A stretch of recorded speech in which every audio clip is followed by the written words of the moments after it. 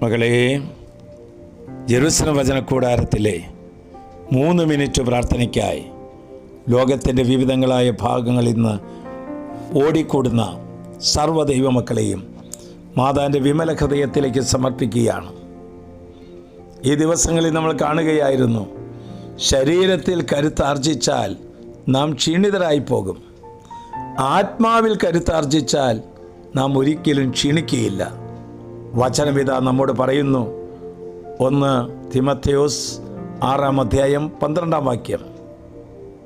വിശ്വാസത്തിൻ്റെ നല്ല പോരാട്ടം നടത്തുകയും നിത്യജീവിതത്തെ മുറുകെ പിടിക്കുകയും ചെയ്യുക. മാതാവ് 10ാമതായി തിരസ്കരിച്ചത് നിത്യനരകാഗ്നിയാണ്. അവിടുന്ന് തിരസ്കരിച്ചത് അതിനൊരു വലിയ ആത്മീയമായ പോരാട്ടമാണ് ഈ ദിവസങ്ങളിൽ മാതാവ് നടത്തിയത് നമ്മോട് പറയുകയായിരുന്നു. അഹങ്കാരം, അസൂയ, കോപം, ജഡമോഹങ്ങൾ, നിരാശ, അലസത, പ്രലോഭനങ്ങൾ, പരാതി, ലുപ്ത്, നിത്യനരകാഗ്നി തള്ളിക്കളയുമ്പോൾ ദൈവം നമ്മുടെ മുമ്പിൽ വെച്ച് തരുന്നത് നിത്യ സൗഭാഗ്യമാണ്. മുഖ്യദൂതനായിരിക്കുന്ന വിശുദ്ധ മിഖായേലിനോട് ചേർന്ന് ഈ ആത്മീയ യുദ്ധത്തിൽ മിഖായേൽ നമ്മെ സഹായിക്കുകയായിരുന്നു.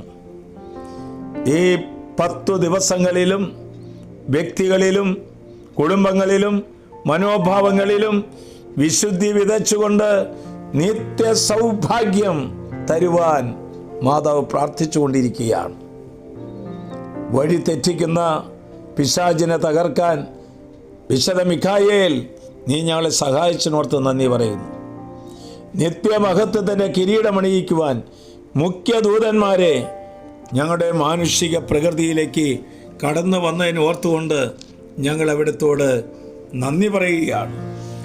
ദൈവത്തിൻ്റെ പ്രത്യേകമായ ശക്തി നമ്മളിൽ പ്രകടനമായി ദൈവത്തിലേക്ക് ആനയിച്ച വിശുദ്ധാത്മാക്കൾ, പ്രത്യേകമായി അഹങ്കാരത്തിൻ്റെയും അശുദ്ധിയുടെയും ഭക്തിരാഹിത്യത്തിൻ്റെയും പിശാചിൻ്റെ കെണിയെ തകർത്ത പരിശുദ്ധമ്മ നിത്യ സൗഭാഗ്യത്തിലേക്ക് നമ്മെ ആനയിക്കുകയാണ്.